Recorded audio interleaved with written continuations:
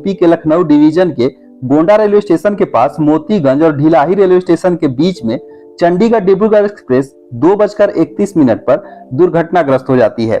दोस्तों, प्राप्त जानकारी के अनुसार इस हादसे में 4 लोगों की मौत हो जाती है और लगभग 35 से ज्यादा लोग घायल हो जाते हैं। दोस्तों, इस हादसे को लेकर मेरे कई सारे व्यूअर ने जानना चाहा कि आखिर यह हादसा कैसे हुआ और इसका जिम्मेदार कौन है।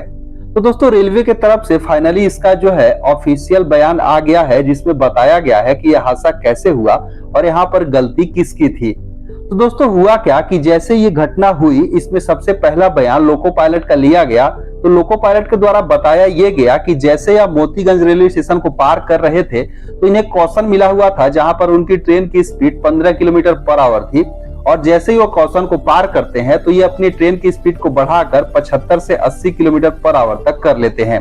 ट्रेन इतने रफ्तार में जा रही थी कि अचानक से होता क्या है कि लोको कैब में उनके जो ब्रेक का प्रेशर था वो धीरे धीरे करके कम होने लगा। और जैसे ही वो पीछे देखते हैं तो होता क्या है कि पीछे जो है धूल पूरा भरा रहता है और 15 से ज्यादा कोच जो है डीरेल हो जाते हैं। वह तुरंत जो है इमरजेंसी ब्रेक लगाते हैं, पेंटोग्राफ को नीचे करते हैं, तब तक ये हादसा हो चुका होता है। दोस्तों, अब यहाँ पर जाहिर सी बात है, सब लोग यही सोचेंगे कि आखिर ये कोच जो है चलती ट्रेन के अचानक से डीरेल कैसे हो गए।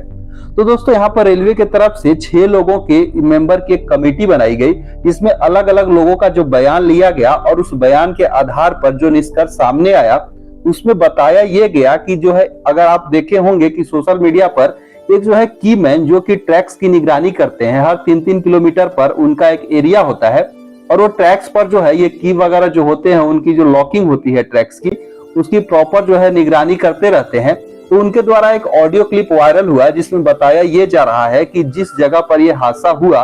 वहां पर जो है ट्रैक्स की जो पोजीशन थी, दो जो ट्रैक्स के बीच की जो दूरी होती है वो उनके हिसाब से सही नहीं थी और उन्हें जो है ठीक कराने के लिए अपने सीनियर सेक्शन इंजीनियर को ये जानकारी दी गई, लेकिन ये जो है काम किया नहीं गया, जिसके चलते यहाँ पर उन्होंने ये जानकारी दी और ऐसा नहीं हुआ।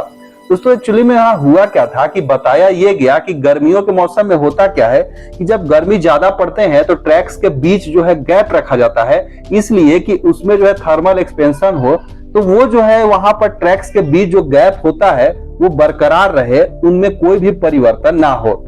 दोस्तों, अगर उनकी प्रॉपर मेंटेनेंस नहीं की जाए, समय समय पर उनकी जो है कटिंग करके उस ट्रैक्स को जो साइज को एग्जैक्ट पोजीशन पे रखा जाता है ताकि ये गैप वगैरह ना हो, और इस घटना को जो है बकलिंग कहा जाता है। गर्मी में अगर ट्रैक्स बढ़ जाते हैं, मतलब फैल जाते हैं, तो इस प्रोसेस को बकलिंग कहा जाता है। और बकलिंग होने के बाद होता क्या है कि उस पटरी जितना वो फैला हुआ है उसे काट करके पुनः जो है वहां पर वेल्डिंग करके जोड़ा जाता है और उस गैप को मेंटेन किया जाता है ताकि इन फ्यूचर ऐसा कुछ ना हो। तो दोस्तों, यहाँ पर बकलिंग की जो सूचना वहां के कीमैन के द्वारा सीनियर सेक्शन इंजीनियर को दी गई थी, और जिसके बाद होता क्या है कि ट्रैक्स को काट कर उन्हें प्रॉपर जो है ज्वाइंट किया जाता है और उसके बाद उस प्रॉपर जो है 2 ट्रैक्स के बीच जो गैप होता है उसकी मेजरमेंट करी जाती है ताकि जो व्हील्स हैं वह एक दूसरे पर जो ट्रैक्स के बीच में चल रहे हैं वो उतरे ना और वो प्रॉपर जो है चलते रहें। दोस्तों, यहाँ पर सीनियर सेक्शन इंजीनियर जो इंजीनियरिंग डिपार्टमेंट है उनके द्वारा बताया ये गया कि मेरी जानकारी में ये जो है प्रॉपर मेजरमेंट नहीं करी गई और उसके बाद जो है ट्रेन को यहाँ पे चला दिया गया,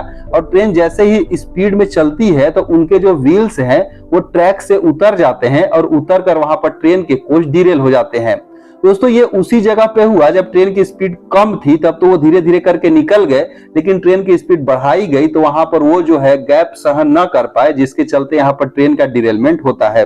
तो दोस्तों, यहाँ पर जो है इंजीनियरिंग डिपार्टमेंट के चलते जो ये चीजें बताई गई कि ये जो है प्रॉपर उनकी मेजरमेंट नहीं करी गई। दूसरी चीज ये भी बताई गई कि हमें ये प्रॉपर कोई भी जानकारी नहीं थी कि जो पीछे जो जनरेटर कार और पार्सल वैन थे उसमें जो सामान कितना लोड था, क्या वो जो है लिमिट से ज्यादा था, जिसके चलते वो ट्रैक से उतर गए। जैसी विरोधाभास से यहाँ पर कई सारी बातें सामने आ रही हैं, जो कि पूरी की पूरी सीआरएस के ऊपर डाल दिया गया कि जब सीआरएस का फाइनल रिपोर्ट आएगा तो यहाँ पर 6 लोगों की जो कमेटी बनाई गई उसमें से 1 लोग जो है इस बात पे एग्री नहीं हो रहे हैं। बाकी 5 लोगों का बयान ऐसा था कि जिसके चलते बकलिंग के कारण यहाँ पर जो है ट्रेन के व्हील्स जो है पटरी से उतर गए। और जब यहाँ पर दोस्तों ये जो है सीआरएस के द्वारा रिपोर्ट आएगा तो वो जो फाइनल करेंगे और वो रिपोर्ट सभी को मानना पड़ेगा, कोई भी यहाँ पर ये चीजें नहीं होगी। लेकिन फाइनली जो भी यहाँ पर चीजें बताई गई इनिशियल जांच में, उसमें यही है कि इंजीनियरिंग डिपार्टमेंट की गलती के चलते ये चीजें हुई। दोस्तों प्रॉपर यहाँ पर ब्लॉक लेकर उस ट्रैक्स की मेंटेनेंस करी जाती तो ऐसा कुछ भी यहाँ पर समस्या नहीं होती। तो दोस्तों देख सकते हैं एक बहुत बड़ी रेलवे की लापरवाही के चलते ये हादसा हुआ है, जिसके चलते यहाँ पर ये ट्रेन जो है डिरेल हो गए। तो दोस्तों इन फ्यूचर उम्मीद यही करी जाती है कि रेलवे इन सब चीजों से सीखे और जो भी चीजें यहाँ पर हो रही हैं वह आगे चलकर ना हो।